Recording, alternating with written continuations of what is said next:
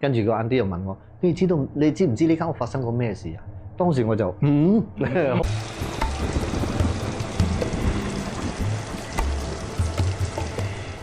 我哋所知道嘅就係你本身做呢個地產行業啊，都有個經歷有呢個，其實正式嚟講係有3單。3單。頭先我講少咗單啲，不過我哋就講啲比較精彩啲嘅先啦，好唔好啊？就比較精彩，即係呢一次咧就見唔到嘢，見唔到嘢嘅，見到嘢，但係聞到嘢嘅，聞到 OK，係啦，有陣味喺嗰度嘅，係啦。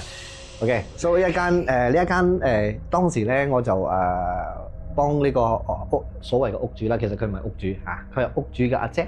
OK，佢就託我幫佢賣咗呢間屋。咁我當時咧就唔知道呢間屋發生過咩事啦。咁我哋做地產，我哋唔問咁多噶嘛。咁你俾我咪去嗰度影下相啊，影下相攞下 details 啊，攞嚟打廣告啊咁樣嘛。我哋呢啲係我哋嘅工作嚟嘅。咁當時我去影相啊，入到去入邊啊，我撈咗個撈之後都冇法講啲乜嘢啦，講真嘅嚇，一啲即係冇感動啊啲感覺都冇嘅。我完全冇，係完全冇，係完全冇 feel 嘅嚇。跟住咧就隔咗1個禮拜啦，我打廣告之後1個星期之後咧，就有一個女仔太平，我仲好記得嗰個女仔係太平女仔嚟嘅。太平係啦，咁佢靚女啊，靚女嚟，靚女。哇，好落力啦，等咩？我對邊個都係一視同仁嘅。係，咁我哋係專業嘅真係專業嘅點解專業咧？一陣我講完之後，你就覺得我專業㗎啦。所以我就帶咗呢個女仔去睇呢間屋啦。咁睇完呢間屋之後咧，就其實係成個過程係唔到10分鐘嘅。好順利咯。好順利啊！跟住嗰個女仔就同我講：OK 啦，咁我要呢間屋啦。咁佢就要跟我翻去我個 office 嗰度咧，即係我個公司度落訂啦，再簽埋嗰個 document 啊，簽埋個 form。當日訂唔係當日睇就當日博取㗎嘛。係啱。咁我哋就睇完之後啦，佢講 OK，咁我哋又翻 office 啦。咁佢就離開先，佢就離開咗先。OK，佢話佢去銀行攞錢，跟住再去 office 度等我啦。咁我鎖門啦。我就鎖曬啲門窗啊，鎖門啊。走人嘅時候咧，就隔離個 auntie 咧，就叫下我，靚仔，佢講，auntie 咩事啊？有咩可以幫到你啊？呢間屋你賣咗啊？個 auntie 就問我啦，呢間屋你賣咗？係啊，頭先個女仔佢幾啱啊，呢間屋佢覺得幾 OK 啊，個太平女仔嚟嘅我。跟住個 auntie 又問我，你知唔知呢間屋發生過咩事啊？當時我就好多問號啦，我當時我都問號啦。咁個 Auntie 就同我講咧，其實呢間屋咧係有個先生咧喺度燒炭自殺死。嗰個先生係啦，燒炭自殺死，兼且佢係呢間屋嘅屋主嚟，正式嘅屋主啊。咁當時我都心寒一寒咁樣啦，因為死咯！我心諗當時我唔係驚因為我係講真。嗰2次靈異事件之後咧，其實我係唔驚咗嘅。唔驚，我真係唔驚咗，冇垃圾做嘅。OK，咁我就當時我就係擔心緊死咯。咁呢個女仔，我相信呢個女仔咧，佢揾呢筆錢應該都唔容易啦，係嘛？咁如果佢真係買到呢間屋嘅話，咁有啲咩事我都會過意唔去，我過唔到自己個關啦。咁我仲喺度諗緊，我一路翻公司嘅時候我仲喺度諗緊，結果我都係決定咗打電話俾呢個女仔，我同佢講呢間屋你冇買啦，有問題出現，跟住佢就問我咩事啦，又同佢爆料，我就好直接咁樣同佢講啦，呢間屋其實我係啱先知，我係同我啱先知係隔離Auntie啱同我講嘅，跟住就我就同佢講成個故事啦。跟住佢就其實佢都好感激我啦，坦白同佢講啦，好彩冇買到啦咁樣。咁我都覺得咁自己都好安慰下。無論你下一間屋幫唔幫我買，我都覺得我做咗一件好事啊。啱。但係結果咧，佢就係啦，結果佢就託我幫佢揾個另外一間因為佢可能佢覺得我值得信賴啦，即係比較誠實啲啦。咁結果佢都係幫我買咗另外一間結果都係。重點嚟啦！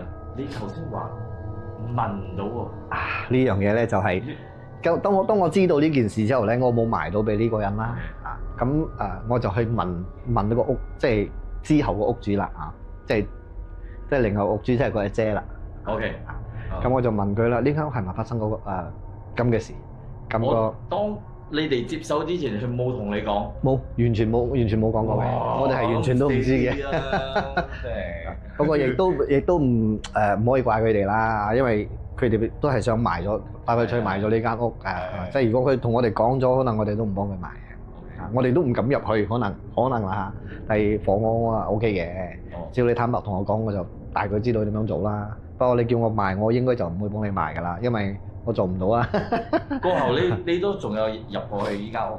過後都仲有之後咧我就不如我就同屋主講啦，講新個屋主啦，講即係佢係姐啦，我同佢講不如咁樣啦，我哋試下租出去先啦，睇下有冇問題咯。哦，租 OK。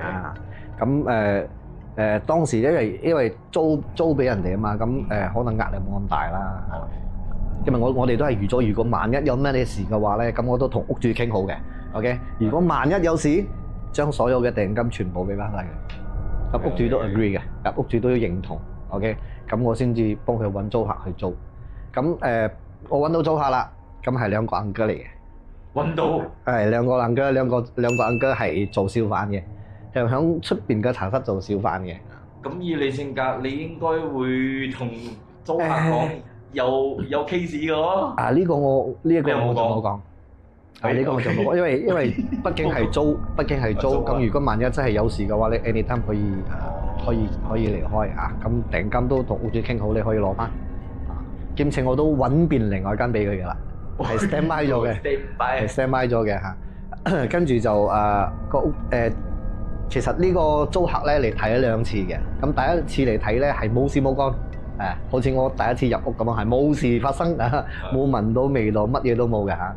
咁第2次嚟睇啊，睇完之後咧，佢同我講 OK 啦，咁我幫你租咗呢間屋啦。當佢講呢句説話嘅時候咧，嗰個燒燶啲味道咧，即係嗰啲燒炭燒燶嘅味道咧，就越嚟越近啦，即係大家都聞到啦。你都聞到？其實我聞到，我都好擔心，死咯咩味道嚟嘅？我自己都喺度，係啊，我自己聞到死咯咩味道嘅？會唔會係後邊燒嘢咧？咁唔係喎，嗰啲味道係越嚟越近，就好似喺你身邊發出嚟嗰啲味道嘅。即係咩味？燒燶嘅味。燒燶味。邊一類嘅燒燶味？炭嘅燒燶。即係有炭。係啊。你發現先？係，我發現咗死啦！我仲喺度心諗，佢哋會唔會一齊聞到咧？跟住我諗咗呢樣嘢之後咧，個 uncle 就問我啦：你有冇聞到啲燒燶味啊？我都聞到，應該係後邊廚房對廚房啊，應該佢哋燒緊嘢，或者係啲味道吹緊過嚟。嗰陣時你哋係喺咩位置？我哋係響廳度嘅。喺廳嘅位置。咁正式嚟講，嗰個燒炭死嗰位先生咧，就係樓下嗰間房。就係廚房邊皮嗰間房啦。樓下得一間房。係樓下得一間房，係。通常我哋馬來西亞啲雙層排屋咧，都係樓下一間房，樓上3間房咁樣啦。佢就係樓下嗰間房。咁當時又聞到啦，我心諗死咯，你波過唔過老關你心諗。結果佢就你點樣反應啊？我又同佢講，其實我都唔係好肯定係佢。我諗法都係可能係真係後邊嗰間屋嘅廚房嗰度有煲緊嘢啊，或者係啦，跟住就簽咗 form 啦，簽咗 form 落晒訂啦，OK 啦 fine 咯，咁跟住就當日佢就攞咗鎖匙啦，當晚就搬咗入去住啦，兩兄弟 OK， 咁係佢細佬咧就咁啱住樓下嗰間房，即係佢燒炭自殺死。佢阿哥咧咁住樓上主人房，咁阿哥又冇事喎。阿哥一覺到天光 ，OK。咁阿細佬咧就慘啦，細佬咧就冇覺瞓啊，即係成晚都係喺度暗沉沉，跟住又撳佢啦，佢講唔到嘢啦，喐唔到啦，係啦，跟住佢又講到好個重點出嚟啦，嗰個味道啦。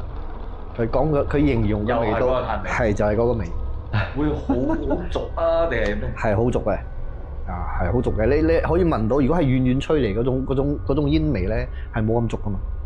咁佢越行越近嗰啲味係即係你喺你面前燒炭嗰啲炭味係特別濁噶，係咪？係啊，就係咁樣啦，就係咁嘅意思啦。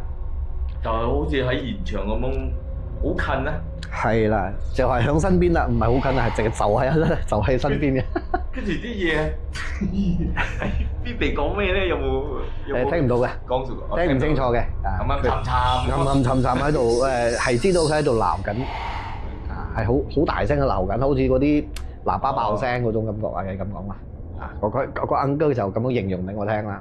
跟住就當日朝頭早一瞓醒，佢就搬走啦。佢細佬就搬走啦。跟住佢阿哥就打電話俾我，跟住就問我：呢間屋係咪有咩嘢？佢講有咩嘢喎？我講琴晚你哋遇到咩事？跟住佢一五一十咁同我講啦。咁講完之後，我唔緊要，uncle，我而家過嚟 ，OK，咁我就過到去啦。咁我就問佢到底發生咩事啊？清楚成個過程啦嚇。跟住佢就同我講咁嘅樣啊！哎呀，我講佢講我又唔想搬喎，因為我依家租即係我租俾嗰間屋咧，行過去佢嘅檔口咧係2分鐘時間啫。佢行路都可以到。行路都係啦。咁佢又覺得我唔住，我又好麻煩。啊！如果我又冇車，即係佢係冇車嘅，我繼續住啦。佢講不如唔緊要啦。佢講Kenny啊，不如我再試下住多個禮拜睇下 O 唔 OK 啦。我講你真係得，如果你唔得，你講 OK 嘅，我可以即刻褪翻晒啲租金俾你嘅。你有冇同佢講呢件事又燒大自殺？其實我係冇講啊，我冇講嘅。跟住因為我唔講還好，當我講咗之後，可能大家都好仲驚。係啊。咁uncle，你覺得你想試嘅，因為我覺得呢個點樣都係個先生啊嘛，即係嗰個自殺死嗰個，係啦，佢應該就唔會去傷害人哋啦，係嘛？好嘅，uncle，咁你既然咁大膽 ，OK 啦，就俾你試多一晚，我你試多一晚啦。咁佢就住多一晚啦。咁當晚咧，佢都係聞到個味道，主人房。佢喺樓上聞到。係。哦。但係就冇趕走佢。冇趕走佢。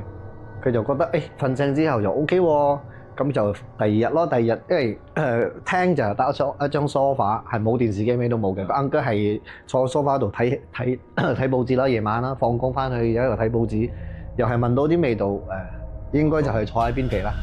聞到有人燒嘢。係啦，但係就冇去冇騷擾到佢啦咁樣啦。咁 uncle 就覺得冇問題啦，咁我繼續住落去啦咁樣啦。跟住就因為某些原因個 uncle 唔愛住咧，就係因為生意唔好啦，佢要搬竇啦，佢搬去另外一度啦，所以佢先決定唔愛再租嘅。咁咪持續住咗幾耐？有3個月到啦啊！跟住之後就呢一個 case 之後咧，我就冇再接觸呢間屋啦。所以我自己都覺得，哎呀，冇害人哋啦。我哋都唔知道下一個入嚟嘅會發生啲咩事，我哋都唔敢講，係嘛？所以我哋都呢一次就夠啦，就唔好再做下一次就唔好做呢啲嘢啦。咁樣。呢單嘢都好有驚無險啊！係見唔到嘢，但係聞到嘢，見唔到嘢係聞到嘢啫。先生我啲係地薄天偏啊！嗰間屋係好靚嘅，整到好靚下嘅。所以佢賣嘅價錢，當時佢賣嘅價錢都好平啦。咁所以嗰個女仔就覺得OK 啦，我就要呢間啦咁樣咯。不過好彩就係你遇到一個有良心嘅地產經紀，如果唔係大鑊啊！係要買屋咧，真係要揾啲咁專業啦。